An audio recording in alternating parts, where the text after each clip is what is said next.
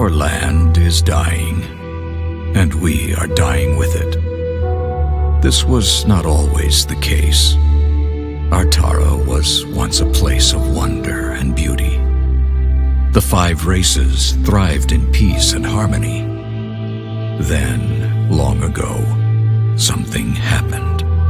A cataclysm of unimaginable proportions.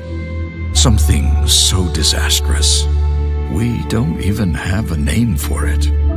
For when it destroyed our civilization, it took with it all knowledge of history. The past is now lost to us. Our future is uncertain. We are left trapped in a bleak and dismal present. The land itself is our enemy now. The weather extreme and unpredictable. Droughts persist for several weeks, followed by floods that wash everything away. Yet our gravest problem is the lack of sunlight. Storm clouds shroud our world in everlasting twilight. Without the sun, we are unable to grow food, and so we struggle to survive this dark world, a seemingly hopeless battle. I look back now to when I was a young boy, living on the fringe of the human domain.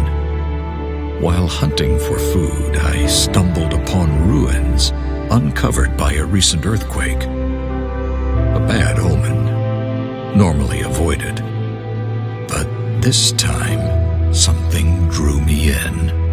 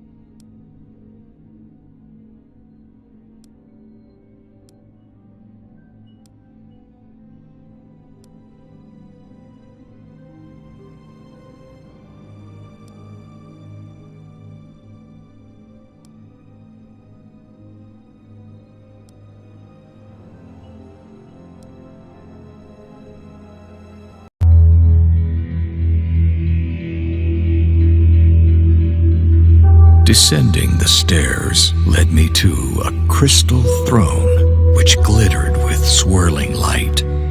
I felt strangely compelled to approach and sit. As I took my place upon it, a sudden torrent of light enveloped me. The illumination overwhelmed my senses.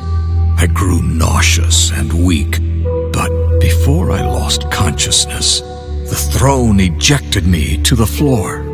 I fled and told no one what happened, for fear of being deemed tainted and banished from the village, for this was the way of my people. I tried to forget the experience, to convince myself it was my overactive imagination, but the visions that followed said otherwise. Every night, the nightmares came. Their torment highlighted my confusion, as each morning I remembered little, fragmented images, words which made no sense, nothing more. I would have thought myself mad if not for the strange, incomprehensible symbols I often drew in the sand, proof that forces beyond my understanding were at work. People in my vicinity kept their distance, and I think they feared me. Over time, they learned to tolerate my unusual nature, but I was always alone, left to brood and ponder my strange fate. One winter, it all came flooding back to me. I realized the crystal throne sat not at the bottom of some ancient ruins, but at the top of a construction incomprehensible in scale.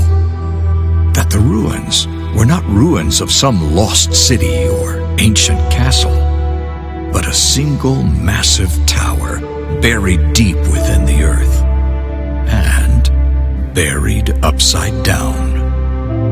Some unexplainable force had lifted the construction into the sky, rotated it, and driven it into the ground.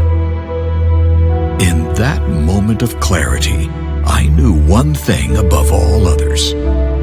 I had to go back to that place, for the power within was the one thing that could save Artara. Years later, I found myself a commander in the last human kingdom's militia. The king, a just man and good friend, granted me a favor for my years of loyal service. I had but one request: a small force of men and resources to return to the village of my birth and explore the tower. Preoccupied by an eroding empire, the king held little interest in ancient ruins and towers. He did, however, see the reclaiming of a long-abandoned village on the border of an ever-shrinking kingdom as a boost to the people's morale. He gave me what I requested, and his blessing.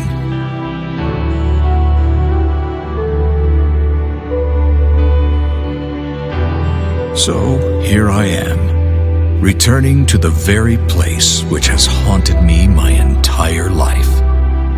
It is a desolate place now. Time has not been kind to my village. Most of it has rotted or been washed away. Yet the tower remains just as I remember it. I am in awe of the power within, and perhaps fearful. The men and I are setting up the camp in the village, while Cain and Maev, two of my most capable warriors, will scout the tower. Once again, I feel its call. We must uncover its secrets. We must find a way to reach the power within. If we fail, it will be the end of us.